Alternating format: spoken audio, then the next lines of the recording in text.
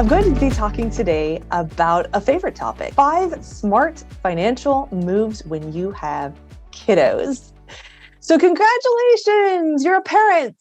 You have a new one brought into your house, or maybe not, maybe you have a couple, maybe you're already there. But the fact that any parent will tell you is that kiddos are not cheap. In fact, I was reading some statistics, and just a birth alone can cost anywhere between $3,000 and $15,000, depending on what part of the country you're in and what you opt for as far as different options. So, oh my goodness, this is an endeavor that not to be taken lightly, for sure. But once the child is born, then what can you expect? Here's some really interesting numbers I wanted to share with you.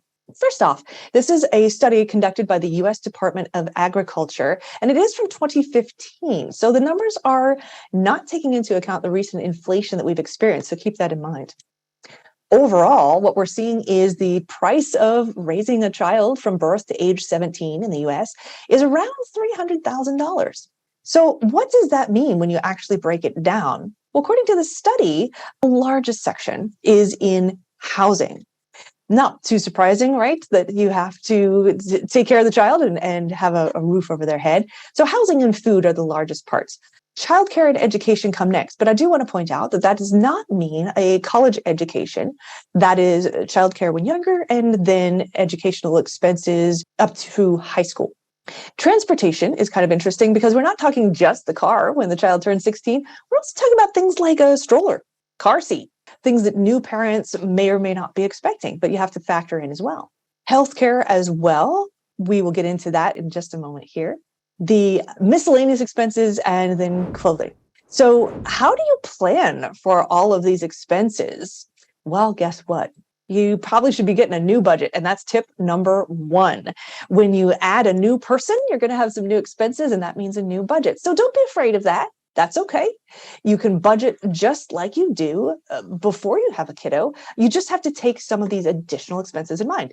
So if you think about that cost of $300,000 a year, what that breaks down to actually is about $16,000 a year, or about $1,400 a month. I think when you break it down like that, it becomes a little bit less daunting. You can think about, okay, $1,400 a month on average. How do I generate that? Well, it comes down to both saving and spending habits. Those are the two things you can really control. So if you think about adjusting your current spending, looking for ways to save, these might include tips like ask your cell phone provider about various options. Can you scale back on some of the features that maybe you don't need? That might also include things like cable. How often do you really watch TV? Isn't everything streaming these days? Here's another one to think about. Cashback credit cards can often be very helpful for new parents to get a little cash back. Why not do that when you're spending on what you would normally be buying anyway? Think about canceling subscriptions that maybe you haven't used in a while, or maybe you realistically won't be using in a while. What about packing your lunch or even your coffee in the morning? That could be helpful. Meal planning and grocery shopping deals could be super helpful as well. Maybe you haven't watched for those before, but could be a good idea. And another big one that I find is driving a used car. Some parents will joke about, well, the kids are going to make a mess in it anyway, so probably don't need the top of the line car. So driving used cars can really help also with just cutting back those expenses. And look for free stuff. Wow, if you Google free things to do or family-friendly things to do in my city, you will be surprised at the number of things you can find that are fun, educational, great for kiddos. So always be looking for that free stuff. Tip number 2. Emergency fund. This is tying in with the expenses, but it's, I want to say, secondary. It is very, very important. First, you have to adjust those expenses, though. That's reality. Second thing to focus on is the emergency fund. Now, what does that mean? It's usually meaning 3 to 6 months of expenses, right? So you have to adjust for that new budget and putting that into a high yield savings account. Might as well have the money make a little money while it's sitting there. And the good news is these days, savings accounts are actually making something again. So this is fantastic. If you've heard me before, you know that I recommend bankrate.com to check out the rates in your area. But basically, if you are doing a high yield savings account, you should be seeing around 4% or more these days. The rates have really jumped up. Now, the important thing is to put money into this account regularly. So if you don't have one yet, or you're just getting started, pay it like a bill, whether that's $50, $100 a month, but getting that emergency fund up to that 3 to 6 months marker has such peace of mind. It's so important when you have young kiddos. Tip number 3. Well, let's talk about medical insurance. Back on that first slide, we talked about healthcare expenses. Well, this can help alleviate the pressure on healthcare expenses specifically just a bit. So what that means is first to review and update your medical insurance. That's for mom and dad. Have you reviewed it recently? Is it fitting your needs? Might you need to make some adjustments through the pregnancy or even beyond? Along with that is short-term disability. Does your employer offer a short-term disability policy? And importantly, should you take that out before you get pregnant? That's usually the rule that you have to do. What a short-term disability policy can do is to help you cover expenses during a parental leave, help with those time off of work that you might need to take. And then after baby is born, you can consider adding the Children's Health Insurance Program, CHIP it stands for. That could be something that you might want to add for the child's healthcare expenses, the well baby visits, and so forth. So reviewing the medical insurance is the third smart tip to do when you have kiddos. Number 4, different kind of insurance, life insurance. You may not have carried life insurance before. You may not have had to, honestly. But there are several reasons that you want to consider life insurance when you have kiddos. The first is debt. So if you think about if you were not around anymore, heaven forbid, you don't want to leave your partner with a load of debt and perhaps trying to make up your income, right? So debt is the first reason that you'd really want to have life insurance. And you could even align the amount of insurance you're looking for with the amount of debt that you have as a household. Very often, this is a mortgage. There's probably some other debt in there as well. Taking the time to add that up and looking for some life insurance coverage that would cover that is really useful to do. The next thing that life insurance could also help cover would be to cover your income. If something happened to you, you'd want to generate living expenses for your partner and for those kiddos. So thinking about an income replacement, life insurance can do that.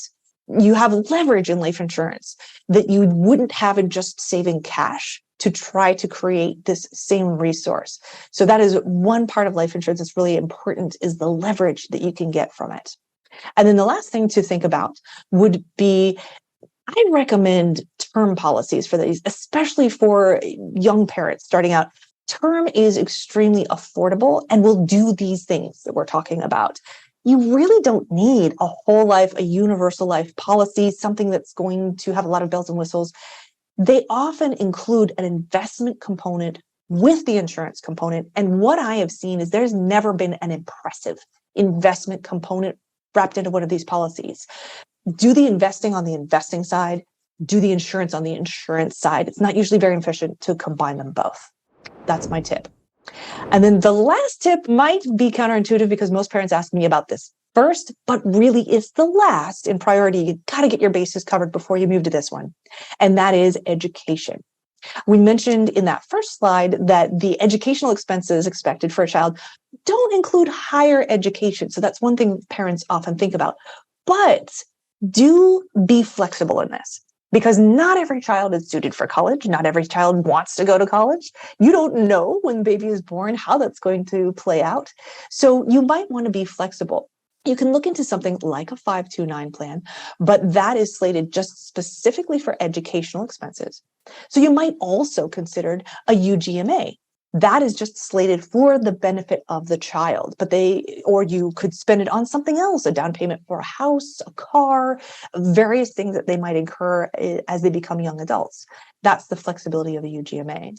And the other one then that I offer is a Roth. So Roth is kind of cool because that will save for mom and dad for retirement, but you can also take money out of a Roth and use it for educational expenses if that's what the child needs and what you decide to use it for. So it's kind of best of both worlds. I always like to remind parents that no one is going to fund your retirement.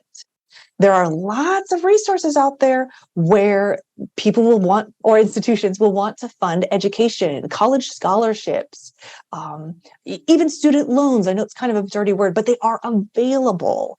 There's not a retirement loan No such thing. So making sure you balance the education with the retirement savings is so important for any age of parent. Keeping that in mind. I do have savingforcollege.com down here because that is a great resource that can compare different educational funding methods and if they might be appropriate for you.